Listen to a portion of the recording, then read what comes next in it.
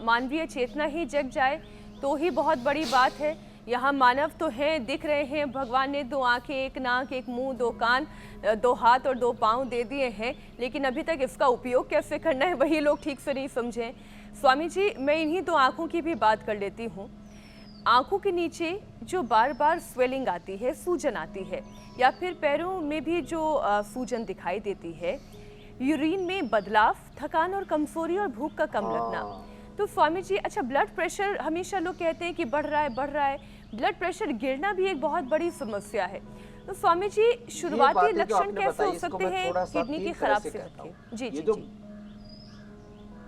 एक तो blood pressure बढ़ रहा है तो इसका मतलब आपका किडनी फंक्शन प्रॉपर नहीं है, किडनी चीज़ों को ठीक से फिल्टर नहीं कर रही। तो ब्लड प्रेशर बढ़ने में मुक्तावटी या बीपी ग्रिट लौकी के जूस के साथ हम देते हैं, उससे बीपी ठीक होता है, लेकिन यदि किडनी फंक्शन कंप्रोमाइज होंगे तो ब्लड प्रेशर कंट्रोल में नहीं आएगा।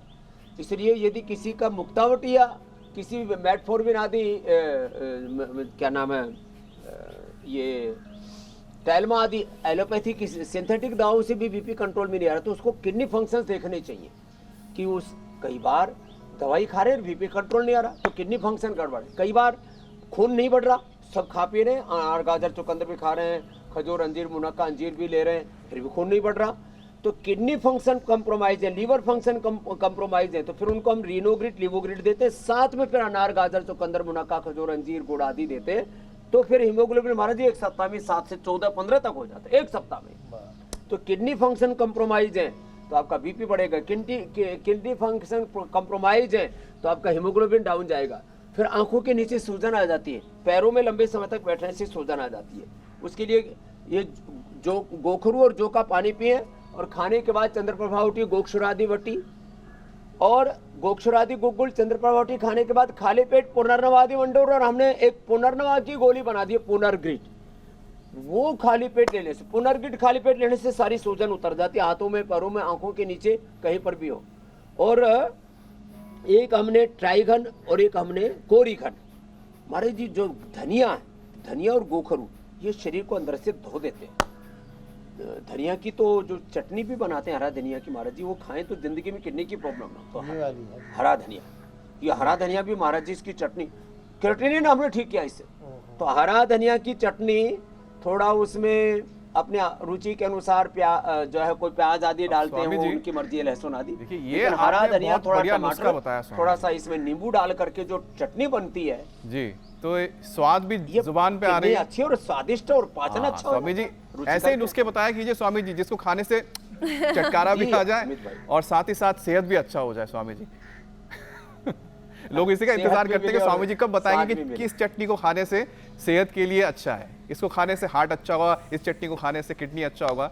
लेकिन स्वामी जी घर तो चलता है पत्नी की कृपा से और शरीर चलता है ब्लड की कृपा से, क्योंकि ब्लड का संचालन ठीक रहेगा तो स्वामी जी ब्लड प्रेशर नहीं बिगड़ेगा, तो आपका दिल भी स्वस्थ रहेगा। लेकिन अगर ये बीपी, अगर आपका यानी ब्लड प्रेशर बिगड़ जाए तो उसका असर किस पे पड़ता है? दिल पे पड़ता है। किडनी और हार्ट का रिश्ता हम सब जानते हैं बहुत गहरा है। तो ऐसे में जिन लोगों का बीपी हाई रहता है या हार्ट पर दबाव है, उनके लिए ऐसा कौन सा यौगिक सेशन है स्वामी जी जो किडनी और दिल दोनों को सपोर्ट करे? स्वामी जी ये तो घर में पति पत्नी जैसा हो गया, अगर पत्नी का प्रेशर ठीक है तो आपका दिल बिल्कुल स्वस्थ है, जीवन स्वस्थ है। सब मेरे भाई अमित जी, सब परस्परता में ही चल रहा है। परस्परम भावयन्तः श्रेयः परम अवाप्स्यथ। पूरा ये जो मूर्त अमूर्त व्यक्त अव्यक्त दृष्टा अदृष्ट पूरा जगत का ये पूरा प्रवाह है, ये परस्परता में ही प्रवाहमान है। इसलिए सब ताना बाना ऐसा ही पूरा चलावा। देखो उधर से स्टूडियो से आप हैं, इधर से हमें, और इधर से फिर पूरा संसार जुड़ा हुआ है और इसी से ही बेड़ा पार हो रहा है। अब बीपी से लेकर के हार्ट से लेकर के ब्लड सर्कुलेशन तक सब अच्छा होगा। हार्ट के लिए एक तो गोमुखासन और एक स्कंध संचालन और फिर अनुलोम विलोम। अब आप तो महाराज जी अनुलोम विलोम करो, हम गोमुखासन करते हैं। और खाली पेट कार्डियोग्रिट ले लो, खाने के बाद हृदयामृत ले लो। ना तो पेसमेकर लगाना पड़ेगा, ना बाईपास, ना एंजियोप्लास्टी, ना हार्ट में इलार्ज होगा, ना हार्ट में कैल्सिफिकेशन होगा, ना ब्रेन में कैल्सिफिकेशन होगा, ना किडनी में कैल्सिफिकेशन होगा। ये ब्रेन में और हार्ट में कैल्सिफिकेशन हो जाता बड़ा खतरनाक होता है। किडनी में कैल्सिफिकेशन से फिर स्टोन आदि बनने लगती है। ब्लड सर्कुलेशन गड़बड़ाता है तो बीपी लो और हाई दोनों ही होते हैं। लो बीपी हो तो अश्वशिला अश्वगंधा अरिष्ट आदि ले ले, एकदम से बीपी नॉर्मल लो वाला भी, और हाई के लिए तो मुक्तावटी बीपी ग्रिड बताया था।